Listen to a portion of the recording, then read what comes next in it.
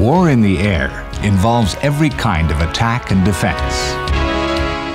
Weapons include guns, rockets, missiles, and bombs.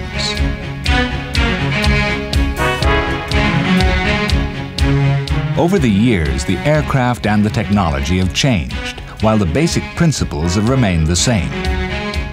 And as always, people are all important, with modern pilots being taken to the edge of their physical endurance by the amazing new capabilities of their mounts.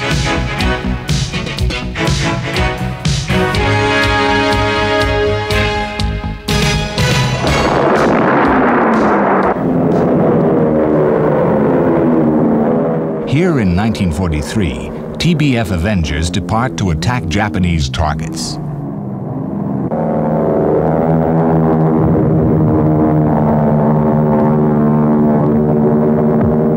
While F-4U Corsair fighters, escorted by Army P-38 Lightnings, go out to hit Japanese positions on Okinawa.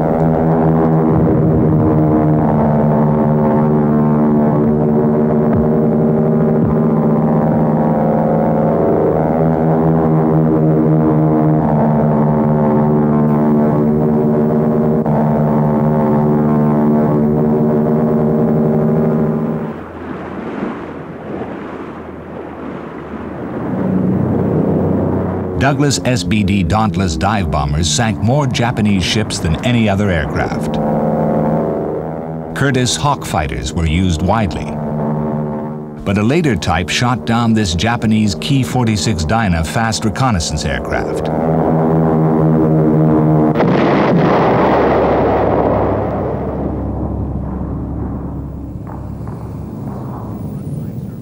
The clock moves on to Korea in 1968. Where North American F-100 Super Sabres, designed 17 years earlier, leave their protective revetments on an attack mission with GP bombs.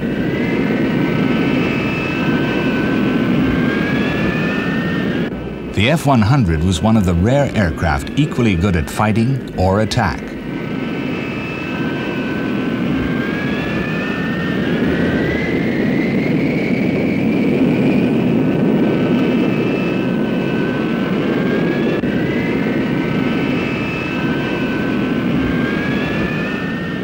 Powered by an afterburning J-37 turbojet, it could fly at supersonic speed on the level, though not with bombs.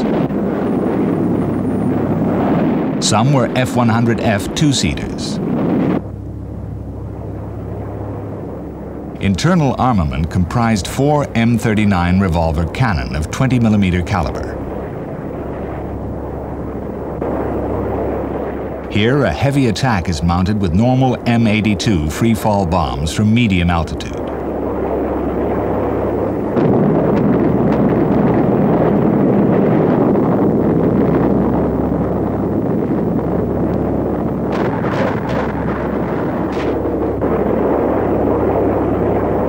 For low-level attack, a favored weapon was the Snake-Eye retarded bomb, pulled back by its air brakes to allow the aircraft to get clear of the burst.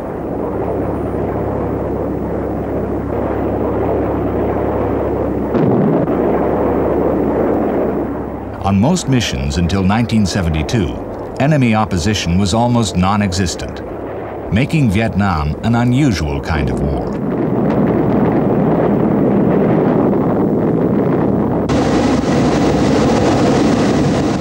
Now the scene changes dramatically to the mighty carrier air wings of the U.S. Navy. In 1972, the Grumman F-14A Tomcat set an utterly new level of fighter capability, and it is still unequaled today.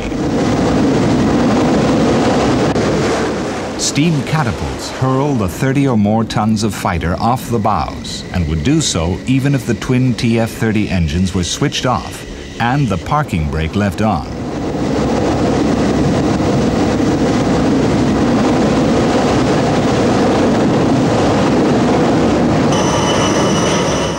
Takeoffs and landings are always made with the swing wings at minimum sweep, giving the maximum span for high lift at low speeds.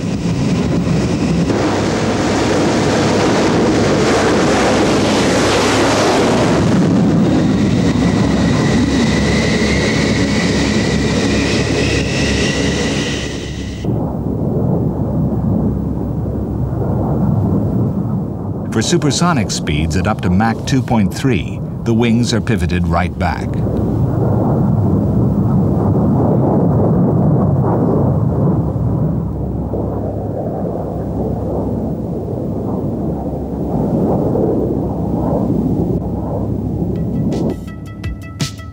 Here, an F-14 at the Pacific Missile Test Center at Point Mugu is about to test the new AIM-54C version of the Phoenix.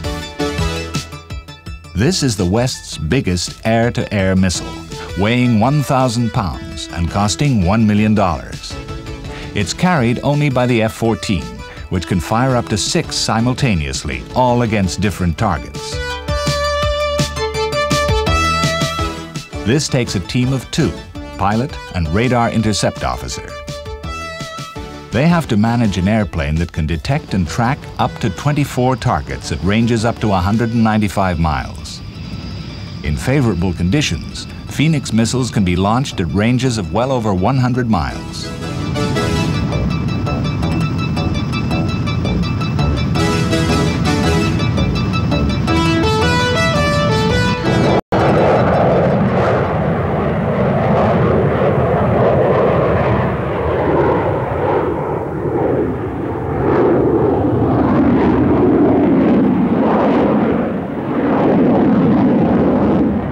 They fly to their targets at Mach 4, finally homing with the aid of the missile's own nose radar.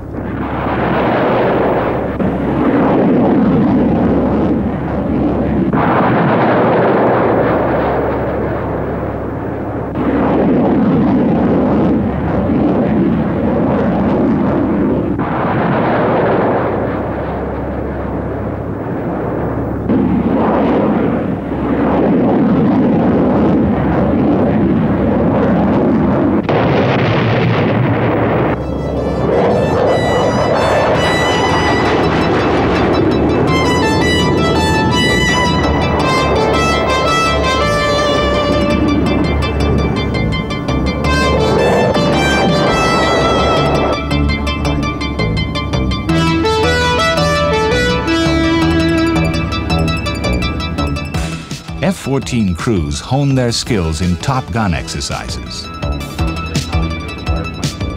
Behind the bogey, now you can re-attack from the advantage position, being above the bogey.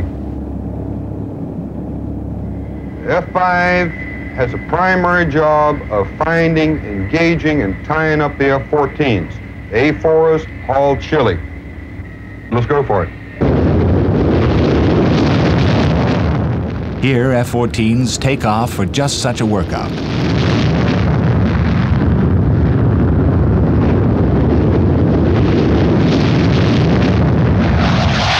Off too go the adversaries, played by A-4 Skyhawks and F-5E Tiger IIs.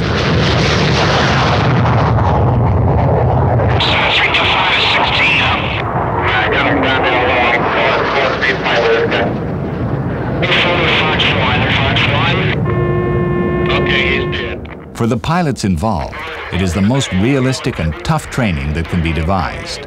But real missiles are not fired. After each exercise, electronic records prove who did what. That's a good kill, Roger. And I went, straightened out, going for the A4s over there, and just never saw you back there as you shot me. Vulture called me back, and by then it was too late. Temptation was to try to come up into the fight, but we stayed overhead the ship, according to the game plan, and it worked. This F-14, launching an AIM-7 Sparrow, is on a firing range.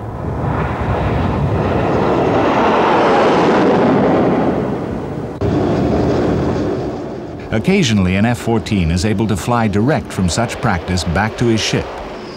Stretching out wings, gear, and hook, the sleek fighter turns into a gaunt, long-legged bird, searching for the deck, and if possible, the number 3 wire.